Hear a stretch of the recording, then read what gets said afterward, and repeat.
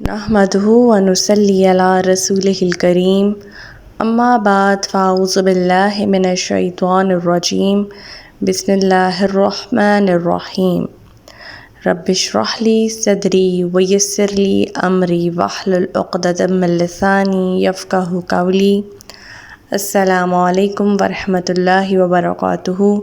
صراط مستقیم میں آپ سب کو خوش آمدید۔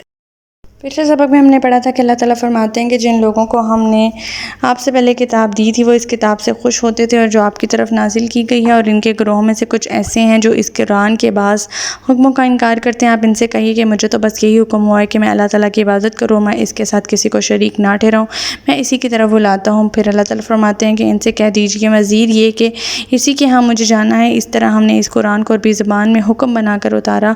اب اگر اس علم کے آ جانے کے باوجود جو آپ کے پاس آ چکا ہے، آپ نے ان لوگوں کی خواہشات کی پیروی کی، تو اللہ کے مقابلے میں آپ کا کوئی حمایتی یا مددگار نہ ہوگا، نہ ہی اس کی گرفت سے بچانے والا کوئی ہوگا۔ آپ سے پہلے ہم نے بہت سے رسول بھیجے اور انہیں ہم نے بیوی بچوں والا ہی بنایا تھا، اور کسی رسول میں یہ طاقت نہیں تھی کہ اللہ کے حکم کے بغیر کوئی معجزہ دکھلا سکتا۔ ہر دور کے لیے ایک کتاب ہے۔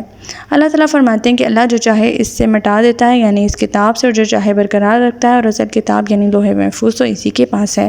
اللہ تعالیٰ نبی پاک صلی اللہ علیہ وسلم سے مخاطب ہوتے ہوئے فرماتے ہیں کہ اے نبی، جس عذاب کی ہم ان کافروں کو دھمکی دے رہے ہیں، اس کا کچھ حصہ خواہ آپ کے جیتے جی آپ کو دکھلا دیں یا آپ کے وفات پا جانے کے بعد انہیں حساب دیں، آپ کے ذمہ تو پہنچانا ہی ہے اور حساب لینا ہمارا کام ہے۔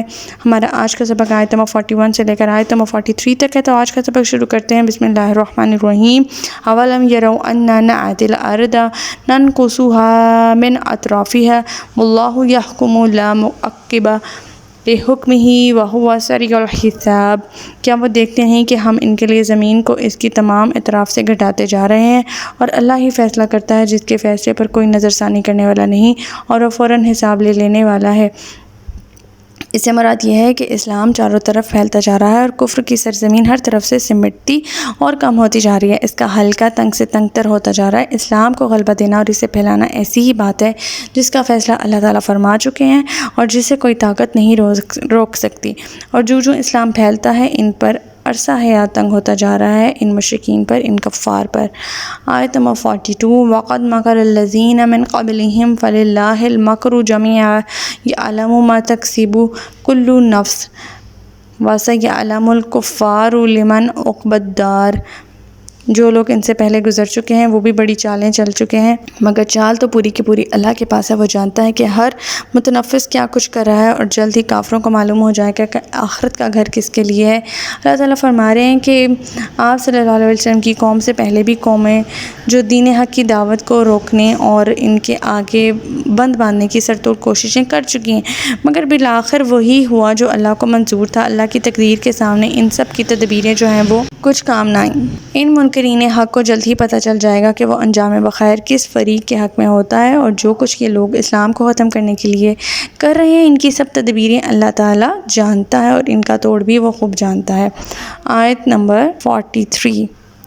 وَيَقُولُ الَّذِينَ كَفَرُوا لَسْتَ مُرْسَلًا قُلْ كَفَىٰ بِاللَّهِ شَهِيدًا بَيْنِي وَبَيْنَكُمْ وَمَنْ عِندَهُ عِلْمُ الْكِتَابِ۔ کافر آپ سے کہتے ہیں کہ آپ رسول نہیں، آپ ان سے کہیے کہ میرے اور تمہارے درمیان اللہ کی گواہی کافی ہے، اور ہر شخص کی بھی جو الہام کتاب کا علم رکھتا ہے۔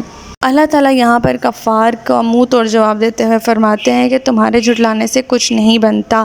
اللہ تعالیٰ فرماتے ہیں کہ نبی پاک صلی اللہ علیہ وسلم ان سے فرما دیں کہ تمہارے جھٹلانے سے مجھے کوئی فرق نہیں پڑتا، جبکہ میری رسالت کی گواہی، میری نبوت کی گواہی اللہ تعالیٰ کی ذات دیتی ہے، اور تمہیں میری صداقت کے کئی نشان دکھلا چکے ہیں اور دکھلائے بھی جا رہے ہیں، یہاں تک کہ تمہاری کتابوں میں بھی موجود ہیں۔ لوگ میری رسالت کی گواہی دیتے ہیں کیونکہ ان کی کتابوں میں میرے متعلق کئی بشارتیں موجود ہیں، پھر ان میں سے بعض اسلام بھی لا چکے ہیں۔ اب اگر تم اسلام لاتے ہو یا نہیں لاتے اس سے کوئی فرق نہیں پڑتا، اللہ تعالیٰ کی شہادت میری رسالت اور میری نبوت کے لیے کافی ہے۔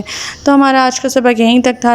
اللہ تعالیٰ سے دعا ہے کہ اللہ تعالیٰ قرآن پاک کے احکامات بھی ہمیں عمل پیرا ہونے کی توفیق عطا فرمائے۔ اللہ پاک ہمیں ہدایت دے کہ جس کے بعد گمراہی نہ ہو۔